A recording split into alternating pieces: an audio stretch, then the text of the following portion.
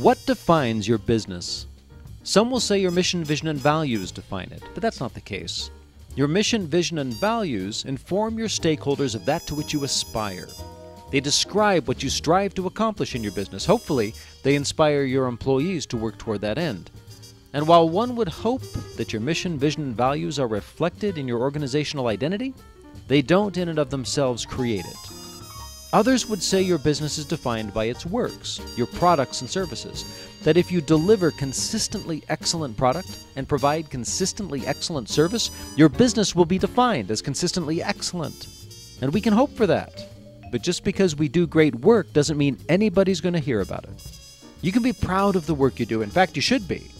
But in the end, what you want is for your market, your community, the world, to recognize you as a business that does exceptional work. But if nobody hears about it, then all the great work you accomplish does nothing to help define you. Ultimately, you're not defined by your aspirations in the form of mission, vision, and values, nor are you defined by the work you do, good, bad, or ugly. It is your story that defines you. The story that gets shared, that gets heard, that gets adopted, that ultimately defines your business. And while it's not anything new to say that your story is fundamental to your organizational definition, one thing is new. The way your story is crafted today is spectacularly different than it was just 10 years ago. If we go back just a few years, back into the 20th century, we could write just about anything and call it our organizational story. The 20th century was the era of bullhorn marketing. The process was to identify an audience, pull out your bullhorn, and shout your message as loudly as possible to as many people as you could get in front of. The bullhorn largely took the form of radio, television, or print. And with a big enough budget, you could get in front of tens of millions of people at one time. And you knew with some degree of certainty that of those millions, some number would become clients. And the wonderful thing about bullhorn marketing is that the message you shouted out, the story you told, didn't have to reflect the actual experience of your business in any way. One could claim to be an industry leader. One could claim the most technologically advanced product. One could claim anything. And with a big enough budget and a compelling enough story, you could convince the world that you were something you were not. Now, this was possible because of what I call reconciliation lag, which is simply the span of time between making an organizational claim, this is who we are, and that moment when the general population has come to recognize that that claim and the actual organizational experience are vastly different. In some cases, that lag between reconciling the two was decades long.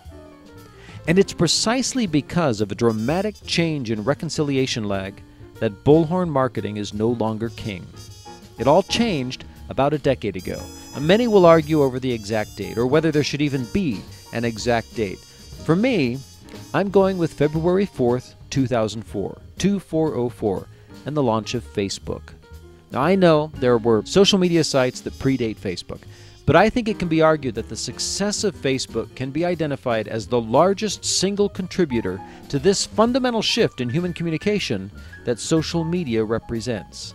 Now, with social media well entrenched, typical reconciliation lag has reduced from years or even decades down to seconds.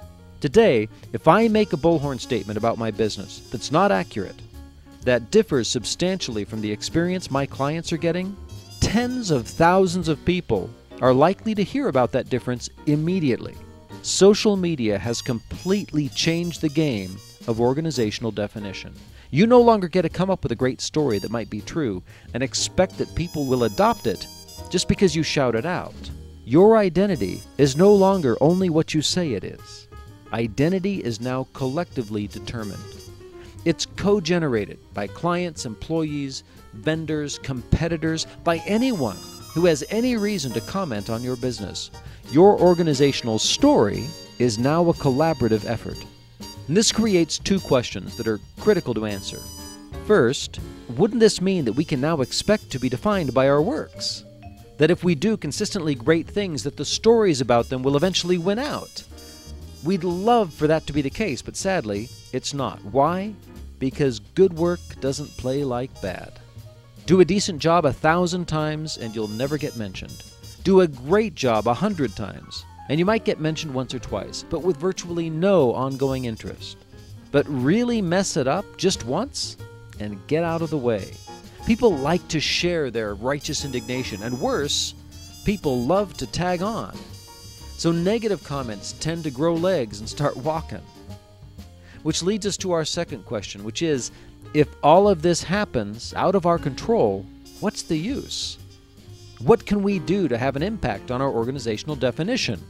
Because identity is now code-generated, it's true that you no longer get to be the sole author of your identity. Instead, you are now an identity curator. Think about a gallery.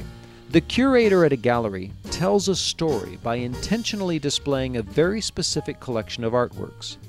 You have the same ability to tell your story.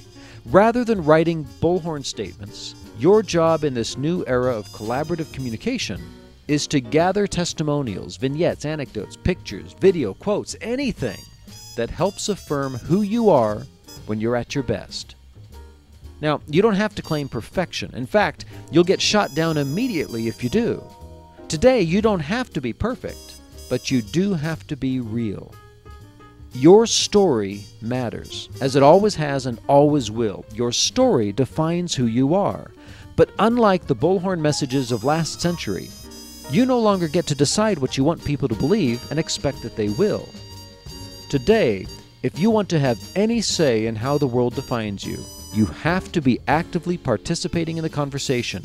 You need to seek out stories that affirm who you claim to be. You need to prove that your claims are authentic. So that when you mess up, and that's always going to happen, those negative comments, that righteous indignation, will find itself measured against a fortress of identity with a solid foundation already well established. Will you take some damage? Sure. But if you have proven yourself in the space, a couple hits aren't going to take you down. They will not redefine you. But ignore the space, and those negative comments go uncontested. They define you wholly and build their own foundations. Your story matters. The question is, who do you want crafting it? Thank you for watching. If you found this video of value, please share your comments in the forum below. We'd love to hear from you. In our next video, we're going to look at roadblocks. What gets in the way of effective social media engagement? Truth be told, lots.